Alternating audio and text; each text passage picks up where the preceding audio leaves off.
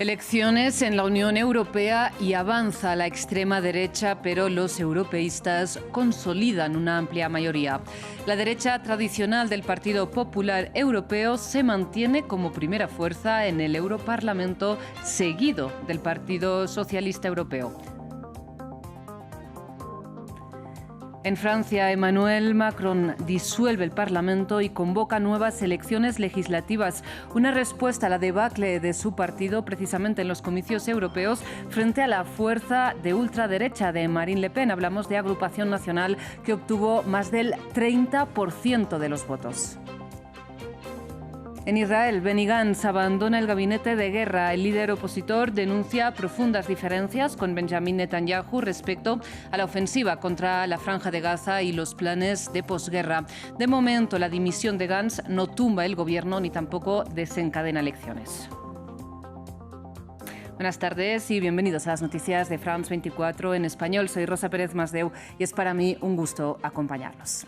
Empezamos esta edición informativa con noticias sobre los resultados a las elecciones al Parlamento de la Unión Europea. Y es que se confirma la tendencia, como decíamos, la extrema derecha gana fuerza en la política comunitaria, eso sí, menos de la que apuntaban las encuestas.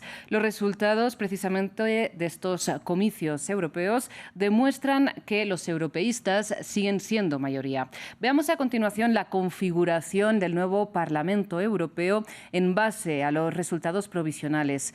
El Partido Popular Europeo y los demócratas cristianos, es decir, la derecha tradicional, se mantienen como primera fuerza con 189 escaños.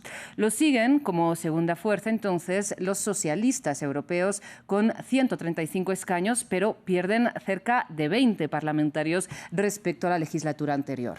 Por otro lado, los liberales siguen en tercer lugar, pero esto solamente porque la extrema derecha acude a las urnas, o acudió, mejor dicho, dividida entre los conservadores reformistas de Giorgia Meloni, por ejemplo, y los de Identidad y Democracia de Marine Le Pen, o por ejemplo, Alternativa por Alemania, la ultraderecha alemana, que llegó a estos comicios entre los no inscritos. Finalmente, fuerte golpe para los verdes, que se quedan con 53 eurodiputados.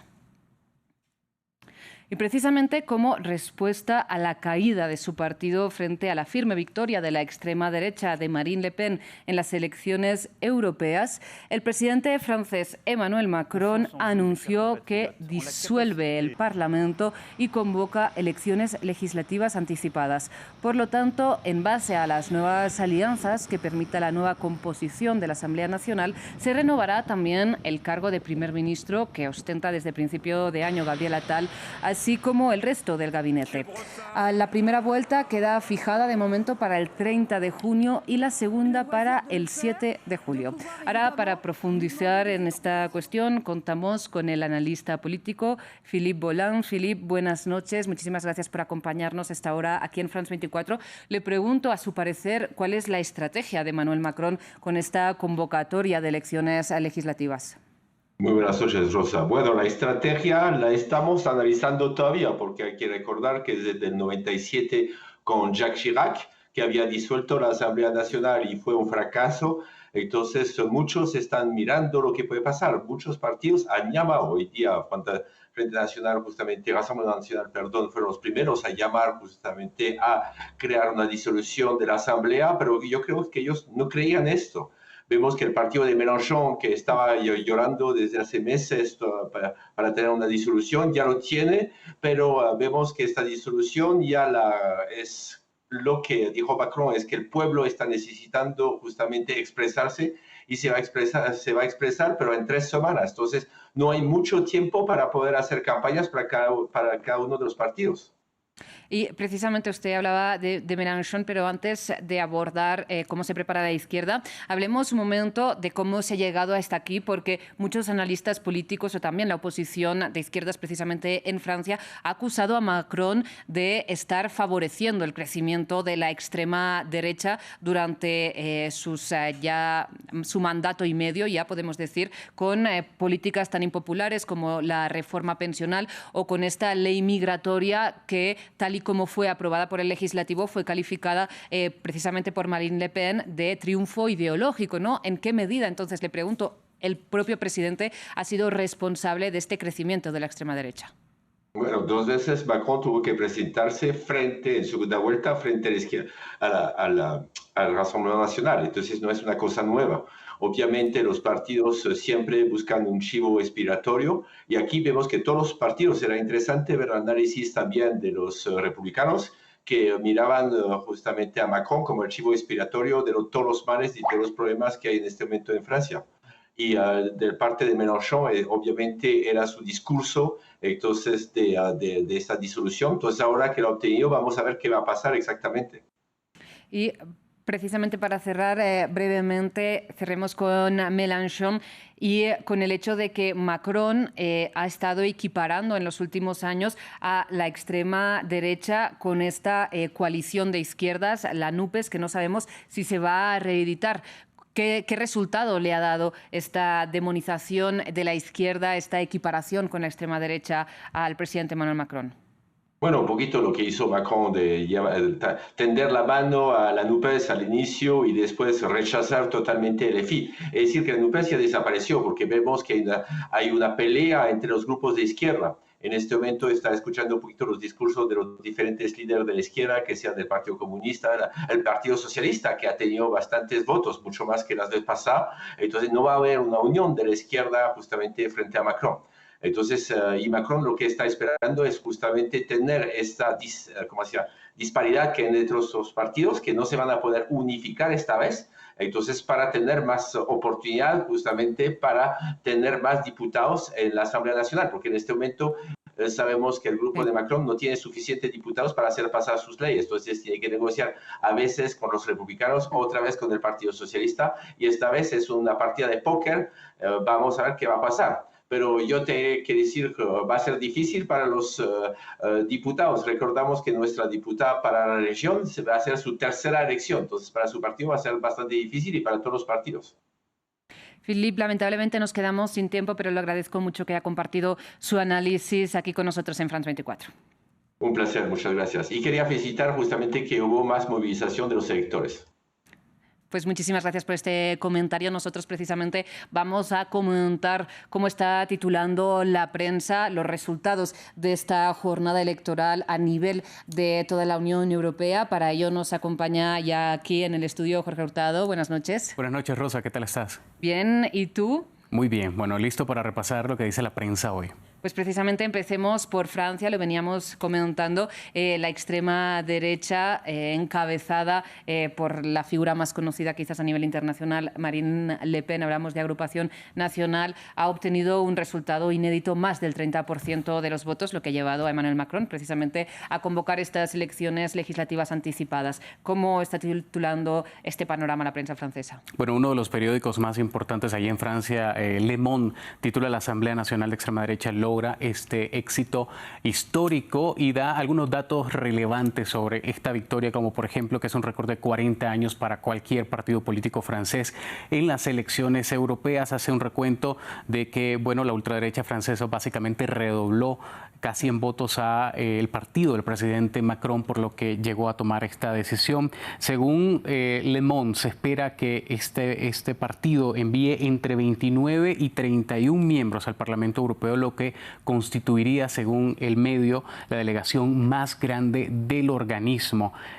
Hace algunas citas interesantes sobre el ganador o el partido como tal que intentó, abro comillas, convertir la carrera europea en un referéndum a favor o en contra del presidente Macron, y según el medio en este artículo es un juego al que el mismo gobierno inclusive se prestó voluntariamente. El presidente francés y el primer ministro Gabriel Attal se lanzaron a la campaña el mes pasado. Otro medio importante es Liberación, quien hizo un análisis de esta jornada y lo tituló De la gran brecha al gran revuelo. Narra cómo el presidente francés Macron también anunció la disolución de la Asamblea, es la noticia del día ahí en Francia, y menciona sobre Jordan Bardella, quien es el presidente de este partido de ultraderecha, que celebró su puntuación histórica, que según él lo nombró así el día 1 de la era post-Macron y pidió hacer borrón y cuenta nueva en el Parlamento, que es algo que eventualmente terminó ocurriendo hace ya algunas horas. Pues seguiremos esta campaña que acaba de empezar, pero también hubo reacciones en Italia o Alemania. En Alemania, el periódico T-Online titula sobre esta victoria de Friedrich Merz y su partido Unión Democrática Cristiana y hacen un balance interesante sobre cómo se cuela en la carrera hacia ser el canciller del país y también cómo superó al partido de Olaf Scholz. La oposición conservadora de la Unión, la suma de los demócratas cristianos de la CDU y también su socio bávaro de la CSU ganaron las elecciones europeas en ese país. Lo titulan así, lo mencionan, no glorioso, pero sí decente. El ganador de estas elecciones europeas es Friedrich Merz. De este modo, Merz no solo se asegura la opción prometedora para la Cancillería, sino también mantiene bajo control a los opositores internos del partido. Mencionan varias victorias de este político. La primera en la conferencia federal del partido, en las elecciones europeas. Segundo, el triunfo en otoño en las 3 elecciones regionales de Turingia, Sajonia y Brandeburgo. Y ahora tiene servido, dice este medio de comunicación, el gran salto para llegar a canciller. El atleta político de triple salto, así lo ha catalogado este medio. Bueno, pues veremos por parte de Italia. Por parte de Italia, por supuesto, Meloni, que ganó este domingo, su partido Hermanos de Italia logró el 28% de los votos. El medio República hace esta titular, dice solo el 49% de la población decidió ejercer su derecho al voto. Eso es algo que poco se está mencionando. Y este resultado, Hermanos de Italia, que en las anteriores elecciones apenas había obtenido el 6%, 5 parlamentarios, ahora le quitará a la Liga el puesto de primera fuerza italiana ultra en el europeo. Y brevemente, Jorge, ¿qué hay en España que destaca la prensa? Bueno, El País de España menciona esta victoria del PP que gana las elecciones europeas con 22 escaños y el PSOE resiste con 20. Hace una cita de Pedro Sánchez, el presidente de gobierno, que dice el PSOE se ha convertido en la única opción del gobierno capaz de hacer frente a la ola ultraderechista que recorre Europa y España. Dice Pedro Sánchez, vamos a seguir trabajando para consolidar una Europa de avances. Un dato curioso también es la participación, que hubo una baja participación ahí en España. Y cerramos en Suecia, donde hubo sorpresa. La ultraderecha retrocede en Suecia y en Finlandia. La izquierda verde dio las sorpresas al ganar las elecciones. Así lo titula el medio de comunicación Nyheter 24. Menciona que el Partido Verde es el que sale más reforzado de los comicios. La formación ecologista logra la tercera posición con el 13,8%. Jorge, pues muchísimas gracias por este repaso a la prensa europea después de estos comicios al Parlamento. A vos, Rosa. Nosotros cerramos en Israel porque Benny Gantz, como decíamos, renunció como miembro del gabinete de guerra establecido después del ataque de Hamás del pasado 7 de octubre. Gantz alegó profundas diferencias con el primer ministro Benjamin Netanyahu respecto al futuro de la ofensiva contra la Franja de Gaza y también sobre el plan de posguerra. Además, semanas atrás, el líder opositor instó sin éxito al primer ministro a convocar elecciones en Israel. Sin embargo, su renuncia no hace caer al gobierno, pero sí que aumenta la dependencia de Netanyahu de sus aliados de ultraderecha. Nuestra corresponsal en Jerusalén para Israel y los territorios palestinos, Yanira Gómez Muñoz, nos amplía. Como se esperaba, Benny Gantz dimitió del gabinete de guerra israelí, rompiendo la única imagen de unidad política surgida tras el ataque de Hamás del 7 de octubre y abriendo interrogantes sobre la futura toma de decisiones israelí sobre su invasión en Gaza. Gantz, con aspiraciones políticas y uno de los favoritos para ser primer ministro en unos hipotéticos comicios, sostuvo que toma esta decisión porque en el gobierno de Benjamin Netanyahu las consideraciones políticas, dijo, están impidiendo decisiones estratégicas sobre una guerra que prometió que durará años. Específicamente, el exgeneral acusó a Netanyahu de ser el obstáculo hacia una victoria real que, a su parecer, se traduciría en acciones como recuperar a los rehenes, reemplazar a Hamás en el control de Gaza y permitir el regreso de los evacuados en el norte israelí. Por último, instó al primer ministro a fijar una fecha para unas elecciones y al ministro de Defensa, Yoav Gallant, le dijo que sea valiente y haga lo correcto sin especificar si le pide que renuncie. Netanyahu no tardó en responderle que no es el momento de abandonar el frente y en su mensaje afirmó que su puerta está abierta a cualquier partido. Y es que el futuro del gabinete de guerra, en el que hasta ahora solo tenían voto Gantz, Netanyahu y Gallant, queda en duda. Hace poco medios hebreos reportaban que Netanyahu podría ofrecer el puesto a Gideon Sa'ar, un opositor de derechas que en marzo abandonó el gobierno de emergencia por no tener poder de voto. Aunque quien ya sí ha mandado su candidatura para ocupar el hueco es el actual ministro de Seguridad, el ultraderechista Itamar Ben-Gvir, que ha estado al margen de las decisiones sobre la invasión israelí. Dijo que, de ser incorporado, rechazaría el posible acuerdo de cese al fuego con Hamás y defendería su visión de conquistar Gaza e ir a una guerra con Hezbollah. Si bien otra opción que gana fuerza aquí es la disolución del gabinete de guerra y que las medidas vuelvan a ser discutidas y aprobadas por el Pleno de Ministros. Hasta aquí las noticias. Gracias por su atención. Ya regresamos.